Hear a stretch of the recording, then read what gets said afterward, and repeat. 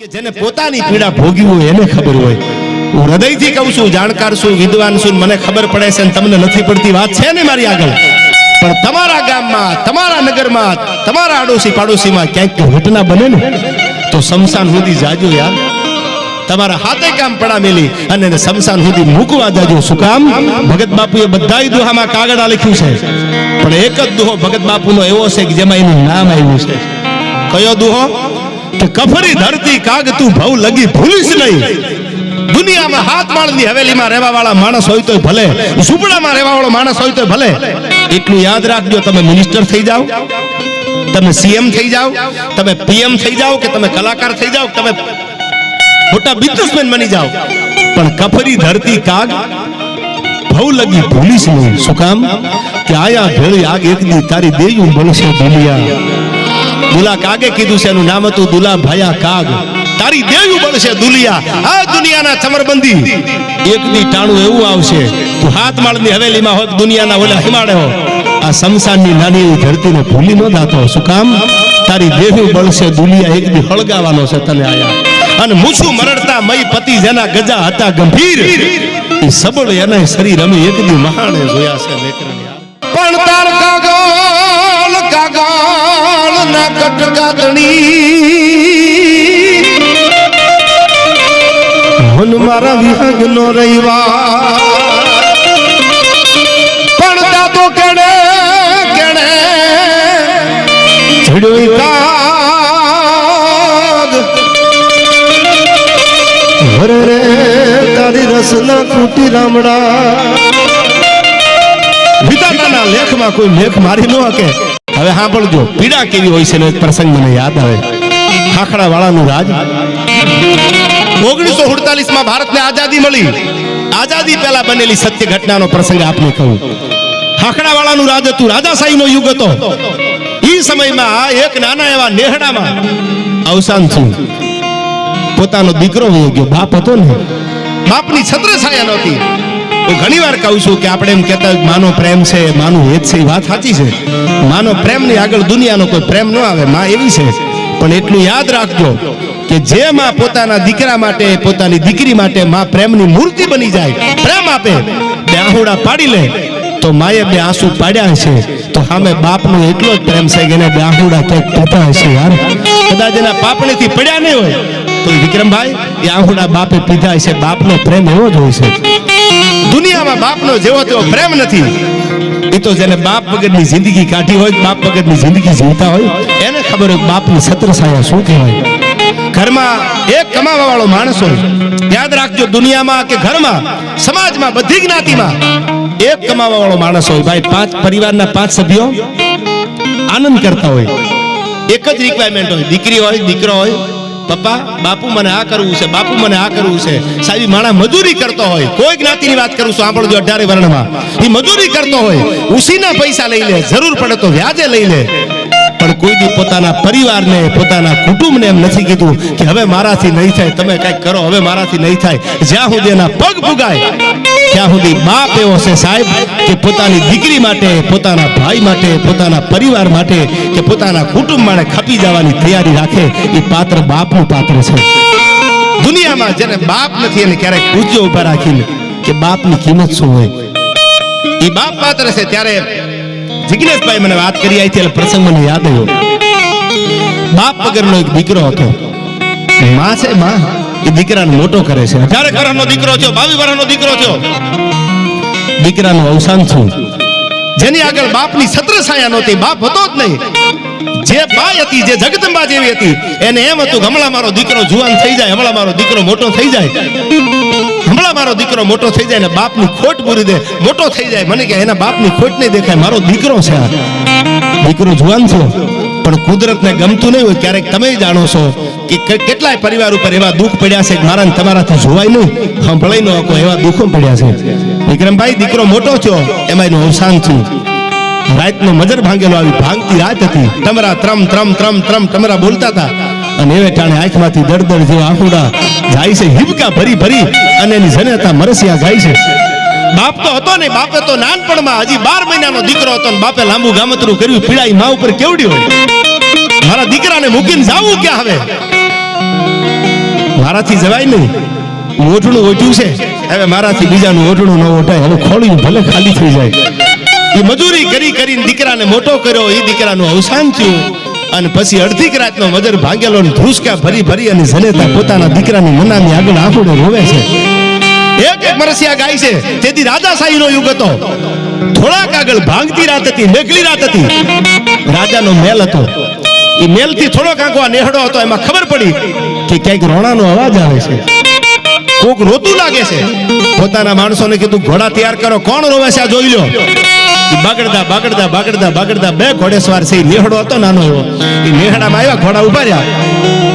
તા તો પોતાના દીકરાની નનાની આગળ ધ્રુસકા ભરી ભરી અને પોતાના પતિને, દીકરાના બાપને અને દીકરાને યાદ કરી કરી અને જગદંબા મરસિયા જાય છે. માથે આછું આછું ઓઢણું રહી ગયેલું અને એક પછી એક મરસિયા નીકળતા જાય છે. પણ કેવા મરસિયા ગવાતા મારા હોરઠમાં સાંભળી ગયા મરસિયું. પણ તાર કાગળ કાગળ ના કટકાતણી હન મારા વિહંગ નો રહીવા. પણ તાર કાગળ કાગળ ના કટકાતણી હન મારા વિહંગ નો રહીવા. પણ તા તો કેડે કેડે છડ્યો કાગ હરે રે તારી રસના ખૂટી રામડા. વિધાતાના લેખમાં કોઈ લેખ મારી ન શકે.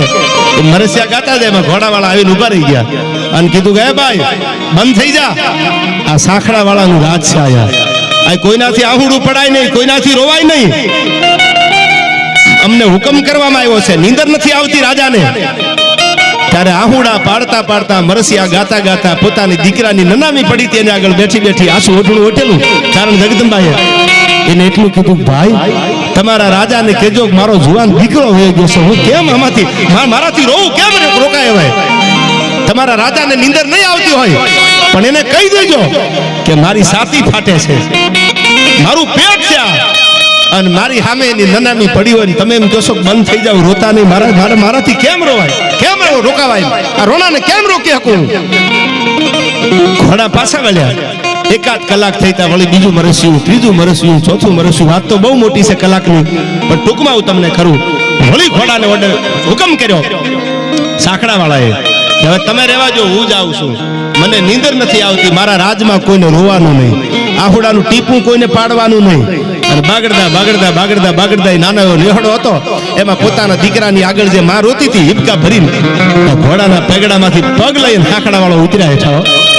અને એટલું કીધું કે ખબર નથી પડતી રાજના માણસો કેવા આવ્યા કે મારા રાજમાં રોવાયની મનાઈ છે, કોઈને રડવાનું નહીં, રોવાનું નહીં. કે પણ તમે જુઓ તો ખરા મારો દીકરો વહી ગયો છે, કેમ મારા રોણાને રોકી હતું? કે રાજનો હુકમ છે, એક પણ આહુડું આંખમાંથી પડવું ન પડે. દીકરો હોય તોય ભલે, બાપ હોય તોય ભલે, ભાઈ હોય તોય ભલે. મારા રાજનો નિયમ છે, કોઈને રોવાનું નહીં. અને તેથી રોતા આહુડે ચારણ જગદંબા એટલું બોલી તો હવે સાંભળી લે હાંકડા વાળા, તું જો એમ કેતો હોય તારા રાજમાં નિયમ છે કોઈને રોવાનું નહીં, અરે કોઈનો ભાઈ વિયો જાય, કોઈનો બાપ વિયો જાય, કોઈની માં વહી જાય, કોઈની બેન વહી જાય, કોઈનો કંદોતર ભાઈ વિયો જાય તો શું રોવાનું નહીં? આવા રાજના નિયમ છે તમારા? કે આ મારા રાજનો નિયમ છે, રોવાનું નહીં. એ તો હાંકડા વાળા હવે સાંભળી લ્યો, આજ મારો દીકરો વયો ગયો નું આહુડા પાડું છું, હિબકા ભરીને રોવું છું અને તમે મારું રોણું અટકાવો છો, મને રોવા નથી દેતા.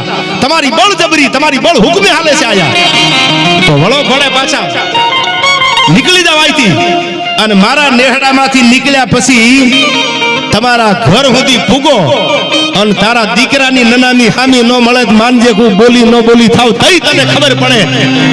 પોતાની પીડા જેદી હોય ને તઈ બીજાના આહુડાની કિંમત થાય. યાર કોકના ઘરે ભાઈ વિયો જાય, કોકના ઘરે બાપ વિયો જાય તો તમને આહુડું કદાચ ન આવે, પણ તમારા ઘરમાં જેદી કંઈક બને ને તેથી તમને પોતાનાની પીડાનો આભાસ થાય. હવે સાંભળી લે હાંકડા વાળા, હસીને બોલી હોય તો તને હોનગની હામી મળે. તે મને રોતા બંધ કરી છે, તે મને દાંત કાઢવાનું કીધું છે, મારો દીકરાની નનામી ફળિયામાં પડી છે, હવે સાંભળી લેવું. હસીન બોલી હોય તો તન હોનગની ખામી મળે. હોનગની એટલે શમશાન યાત્રા, નનામી. આ બોલે લમણા બોલ, તેદી તારી સાથી ફાટશે સાખરા. અમારી જીભાનમાં ફેર ન પડે, હવે હાલવા દે ઘોડા. ઈ રોણાનો અવાજ બંધ કરાવ્યો. રોવાનું નહીં એટલું કહીને બાગડતા બાગડતા ઘોડા છૂટ્યા. મેહડામાંથી નીકળેલા ઘોડા, સાંભળજો, આ કોઈ જૂની વાત ને દંતકથા નથી, આ સત્ય ઘટનાનો પ્રસંગ કહું છું તમને. જ્યારે અંદરથી વેદના નીકળે ને તેથી ભગવાનને આવવું પડે છે, તેથી માતાજીને આવવું પડે છે. નાભીમાંથી સૂર નીકળે તો જગદંબા આવે. અને તેથી ઘોડા નીકળ્યા, જે પોતાના રજવાડે પોતાના રાજમાં પૂગે હાંકડાવાળા. ઈ પહેલા તો રામ બોલો ભાઈ રામ, રામ બોલો ભાઈ રામ કરતા શમશાન યાત્રાની તૈયારી કરી. ખાખડાવાળો છે ને આમ નનામી જોઈ તૈયાર થતી હતી. ઓહો, કોણ છે આ? કે તમારો દીકરો વયો ગયો. કે મારો દીકરો? ત્યાં તો ઘોડાના પેગડામાંથી પગ લઈ અને દિવાલની હારે હાંકડાવાળો મુંડો માથા પછાડવા. કે મારો દીકરો વયો ગયો, મારો દીકરો વયો ગયો, મારા રાજનો વારસ વયો ગયો. અને તેદી એને રોતા રોતા એટલું કીધું, મારા આખા નગરને કહી દેજો, જેને રોવું હોય રોઈ લે. એ તો જેના પોતાના ગુમાવ્યા હોય એને ખબર હોય પીડા કેટલી હોય છે યાર. પારકી સઠીમાં જાગવા વાળા, પારકી સઠીમાં જાગવા વાળા આવા જેથી હારા માણસો આ દુનિયા મેલી દે ને, ત્યારે ભગત બાપુએ દુહો કીધો, જેની ભાગે જોડે ને માયામાં મીઠક નહીં. એને વિક્રમભાઈ કરોડોનો ઢગલો કરી દો તો એ નજરે ન કરે. શું કામ? કે અમારી મજા વહી ગઈ, મારો ભાઈ બંધ વયો ગયો, મારો ભેરું બંધ વયો ગયો. આવી વાતો તો ઘણી કરું છું, સમયની મર્યાદા છે. જિજ્ઞેશભાઈને આ બધાને આપણે સાંભળવા છે, એટલે મેં કીધું કે જેને પોતાની પીડા ભોગવી હોય એને ખબર હોય. હું હૃદયથી કહું છું, જાણકાર છું, વિદ્વાન છું, મને ખબર પડે છે, તમને નથી પડતી વાત છે ને મારી આગળ. પણ તમારા ગામમાં, તમારા નગરમાં, તમારા આડોશી પાડોશીમાં ક્યાંક ઘટના બને ને તો શમશાન સુધી જાજો યાર. તમારા હાથે કામ પડા મેલી અને શમશાન સુધી મૂકવા જાજો. શું કામ?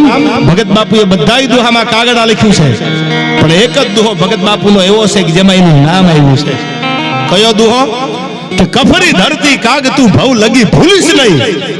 દુનિયામાં હાથ માળની હવેલીમાં રહેવા વાળા માણસ હોય તો ભલે, ઝૂંપડામાં રહેવા વાળો માણસ હોય તો ભલે, એટલું યાદ રાખજો, તમે મિનિસ્ટર થઈ જાઓ, તમે સીએમ થઈ જાઓ, તમે પીએમ થઈ જાઓ, કે તમે કલાકાર થઈ જાઓ, તમે મોટા બિઝનેસમેન બની જાઓ, પણ કફરી ધરતી કાગ ભવ લગી ભૂલીશ નહીં. શું કામ? કે આયા ભેળી આગ એક દી તારી દેયું બનશે દુનિયા.